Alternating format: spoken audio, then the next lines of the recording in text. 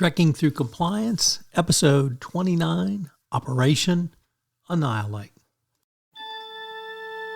Compliance, the final frontier. Tom Fox is the voyager of Trekking Through Compliance. His mission? To explore the original series and seek out and share what it can teach you about compliance. Here's your host, Tom Fox.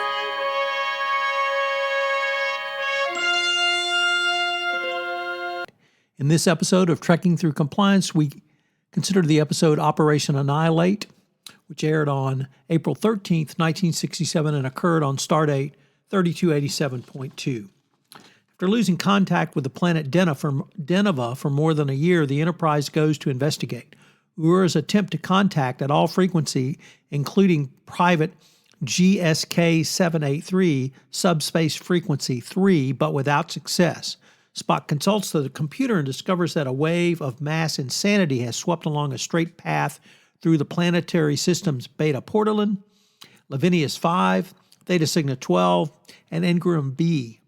Deneva, colonized a century ago and one of the most beautiful planets in the area, is the next planet on this path, and Kirk expects the worst for his brother Sam and his family who live on the planet.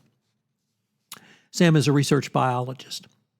While approaching the planet, the Enterprise encounters a Denevan ship heading straight for the sun. Attempts to convince the pilot fail to change course, and the pilot flies directly into the sun. Just before being vaporized, the pilot makes the cryptic statement, "I did it, it's finally gone," and claims that he is finally, quote, free, end quote.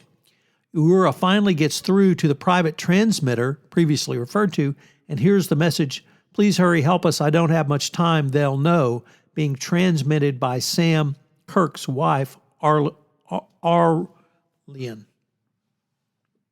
When Kirk beams down with a landing party, a group of armed men attempts to attack them with clubs, while at the same time shouting they don't want to hurt them.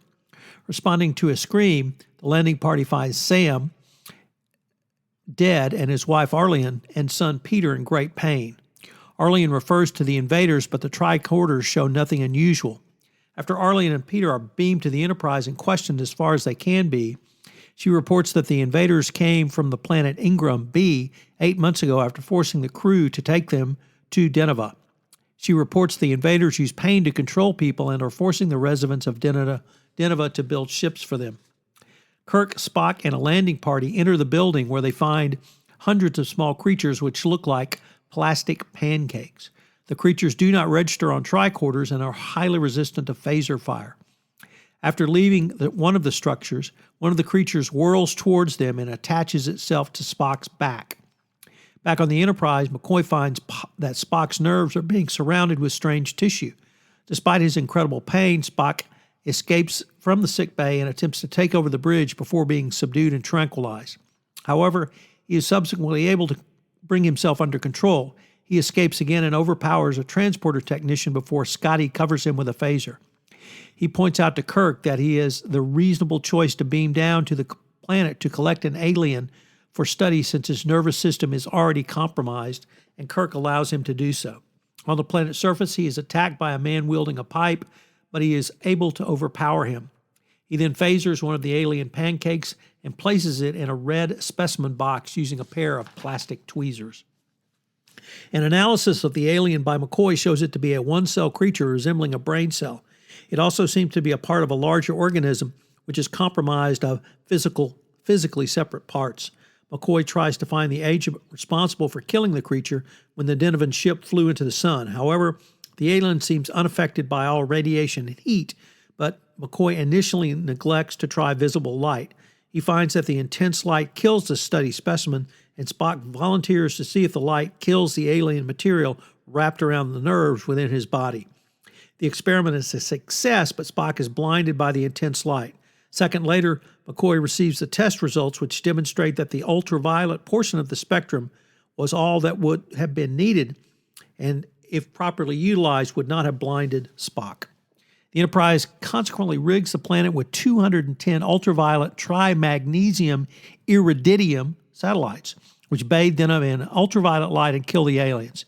Meanwhile, Spock's eyes recover and his sight is restored because of a Vulcan inner eyelid, which we previously did not know about. So, what are the fun facts from this episode? Well, we have two. The first is that this was the episode which concluded season 1 of Star Trek, the original series, although back then it was just called Star Trek. And then everything old is new again, as the Deneva outdoor scenes were shot at the headquarters of TRW Space and Defense Park in Redondo Beach, California. It's currently the Northrop Grumman Space Technology headquarters. It also, the establishing shot of Kirk's brother Sam's lab was in a building on the campus of UCLA, and the entrance of the building was the cafeteria at TRW.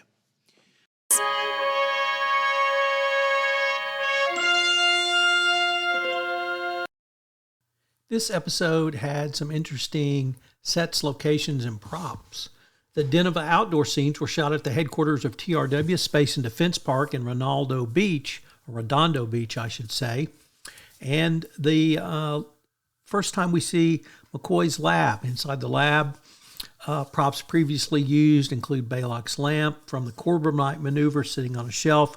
Different components of the sickbay were added over the first season, such as the decompression chamber seen in Space Seed, and McCoy's lab contains one of the life support canisters used on Botany Bay. The chairs that were seen in Chief Vandenberg's office in Devil in the Dark were recycled for this episode, interestingly. I know that's a fun fact you wanted. The body of Sam Kirk was actually played by William Kirk, wearing a false mustache and a different hairstyle. And this was the final appearance of an unknown actor who played Bobby, or in this case, Abrams. He makes one further appearance as well. The unique to this episode, Uhura wears a black belt on the bridge, having worn one on the landing party in a prior episode of City on the Edge of Forever. She dons it up when she joins the landing party and wears a communicator and phaser. So lots of interesting things on this one. One point I would like to point out is McCoy speaks about getting the plates back on Kirk's nephew to help with his medical treatment. This line refers to X-ray plates, which were common in the 60s, but you think in 2260, probably we've evolved past that.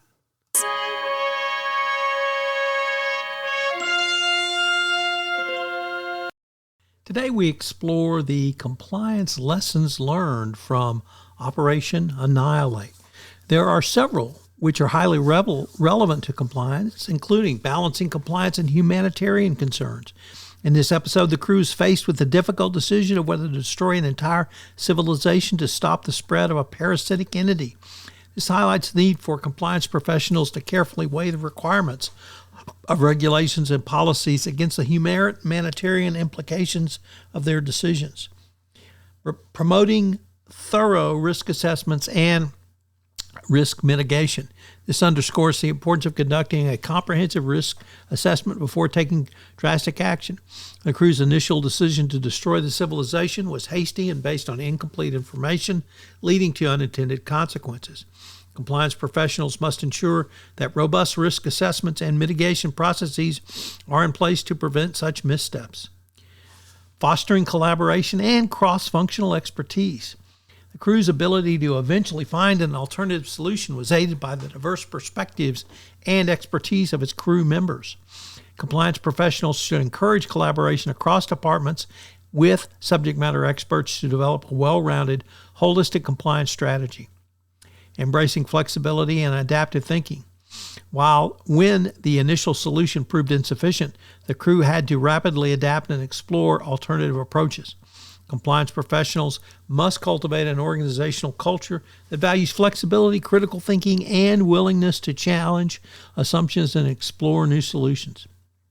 Prioritizing transparency and clear communication.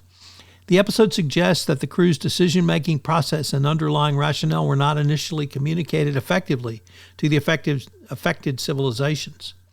Compliance professionals should champion transparent communication and stakeholder engagement to build trust and foster alignment.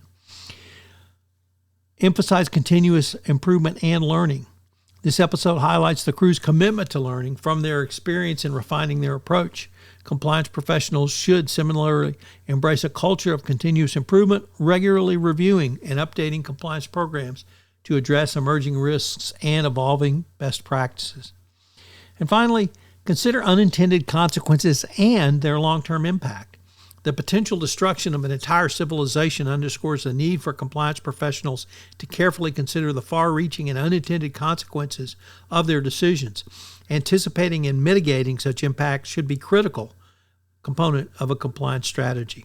By applying the lessons from Operation, or the compliance lessons from Operation Annihilate, compliance professionals can develop a more holistic, adaptive, and ethically grounded compliance framework that supports the organization's long-term sustainability and responsible business practices. Join us tomorrow when we begin Season 2 with the episode Amok Time. If you enjoyed this episode of Trekking Through Compliance, you can help it grow by sharing it with the biggest Trek fan you know.